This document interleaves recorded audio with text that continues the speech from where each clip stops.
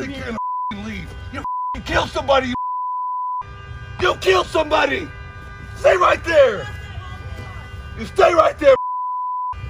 You see what you did?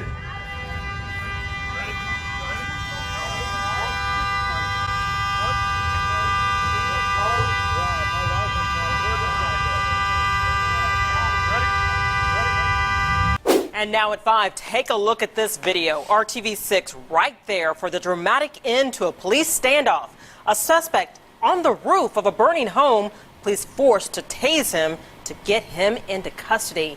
We brought these images to you as an exclusive on the news at noon. That's right, that man dancing there on the roof, appearing to taunt police on the ground below. Well, now we're learning more about what led up to that dramatic confrontation. RTV6's Jack Reinhart was there as the scene played out and looked into what led up to that bizarre chain of events. Jack? Well, without question, certainly one of the most bizarre incidents I've ever witnessed, and that was the impression, too, of a number of emergency responders who arrived on scene. That suspect has been brought here to Eskenazi Hospital for a mental health evaluation. Now, this drama began to play out at mid-morning at a home in the 3500 block of North Lehman when police received a disturbance call about a man with a knife. Just seconds before police arrived, the suspect, identified as 25-year-old Matthew Russ, took his girlfriend's car and drove it to a utility pole, then retreated into the house and set it on fire. Twice, police put ladders up against the house, only to have them kicked away. As the flames broke through the roof, the decision was made to shoot Russ with a taser and rubber bullets. Incapacitated, they put him on a fire department aerial, lowered him to the ground, then rushed him to a waiting ambulance. He came and snatched my keys from me, and he got in my car and went down to the corner of 34th, drove my car as fast as he could, went through that light pole, through people's yards, to the front of that house. And then when the police got here, he went in the house and set the house on fire. He told me that it appeared to them that Russ wanted to be shot by the police and apparently killed, that they shot him with rubber bullets, no doubt saved his life. He'll remain here for several hours, perhaps overnight, undergoing a mental health evaluation. He'll be taken to jail while the police and prosecutor's office sort out the charges. Reporting live, Jack Reinhart, RTV6. Thanks, Jack. And no surprise, that video has been one of our most viewed online and through our app today. Our camera rolling from the moment the man stepped onto the roof dancing until police tased him and brought him down. You can watch that video right now through our RTV6 app. California coast tonight, a tense standoff at a neighborhood in Oakland. A man walking around with a rifle, taking shots, pointing his weapon at the news helicopter overhead. Then a police sharpshooter taking aim. And here's ABC's Neil Karlinski.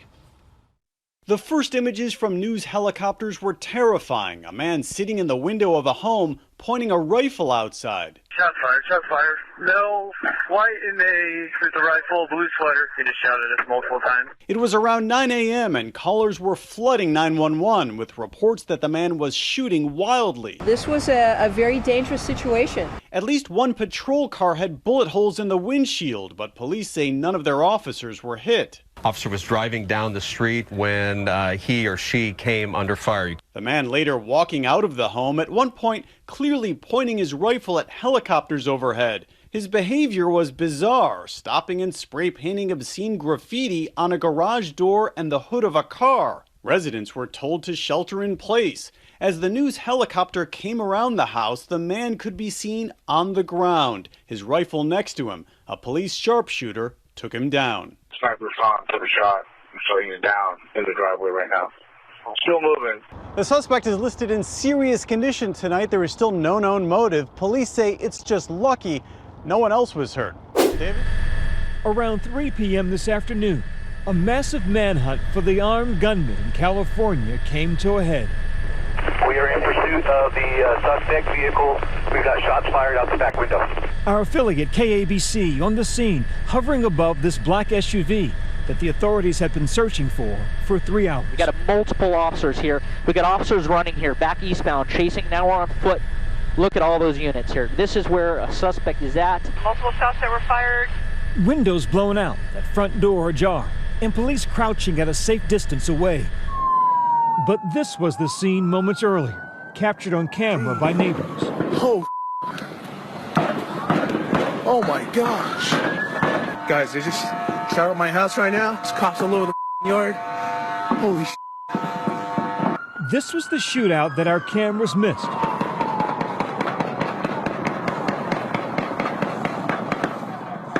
One neighbor out in the front yard, and another crouching down in his garage.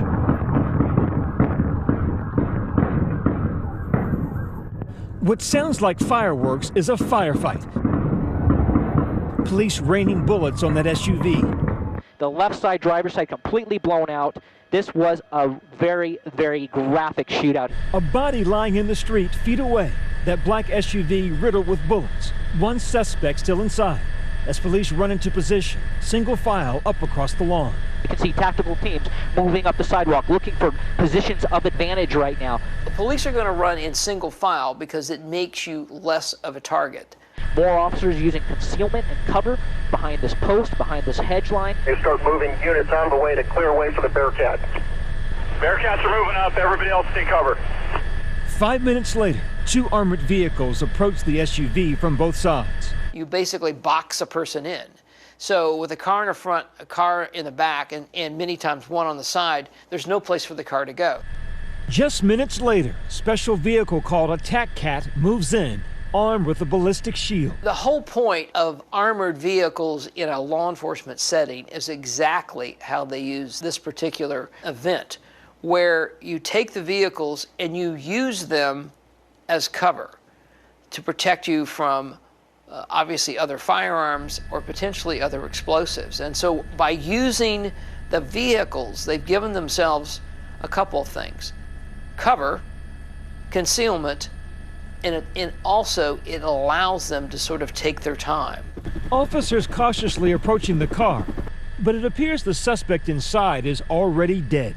Two suspects killed at the scene, one male, one female, both armed and dressed in what police describe as dark tactical gear. They were dressed in kind of assault-style clothing, I think is probably the best way to term it. They are both armed with assault rifles. They are both armed with handguns. But all afternoon, authorities had been looking for up to 3 suspects. One person of interest was seen fleeing the scene. I don't have any information on who that person is yet, and we certainly do not know if they were involved. It's possible that they were not. A person of interest was detained in a nearby neighborhood, but police are now confident the shooting involved just 2 suspects. So we initially put out that we had information that there were upwards of 3 shooters. Right now, as we continue to drill down on information and the witness statements that we have, it really looks like we have 2 shooters. The investigation expanding to this home in nearby Redlands, California, that authorities believe is connected to the shooting. Going to use a robot and probably tactical vehicles to go up to this house. And the reason why is there's been discussions all day about potential explosives. Even the police chief mentioned there might be a pipe bomb at the initial crime scene. So keeping that in mind and keeping in mind that you're dealing with such mega violent people, you want to make sure you're not walking into a booby trap. So if you send a robot in, if it triggers something, then so be it. No one else is harmed. But it also gives you the opportunity to send it in, and then it can be your eyes and ears inside the house. And once you feel like that it's sufficiently cleared, at least maybe the first floor of that residence, then you make a tactical entry after that. Tonight, the search continues for evidence and clues as to their motive. But for now, the police have a message for the community that was today shaken to its core. So the message, not only for the city, but for this entire region, is we understand people are scared, and we understand that there's concern that there may be more folks out there. Rest assured, we are doing everything we can. We have brought every single asset to the table that we have available in this city, in this county, in this state, and with the help of the federal government to do everything that we can to make people safe. Deadly shooting, 6 people killed. The suspect in custody after that long standoff. ABC's Ryan Owens is in the Houston suburb of Spring, Texas, with the very latest. Good morning, Ryan. Good morning to you, Robin. Behind me is the home where this happened. 7 people here shot, 5 of them children, 1 just a 4-year-old boy. And what happened after the gunman left this house? Well, things got even more dramatic.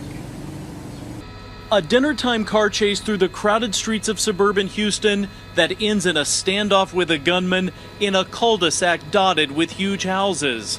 frightened families forced out of their homes for nearly 4 hours. The mayhem started at 6 p.m.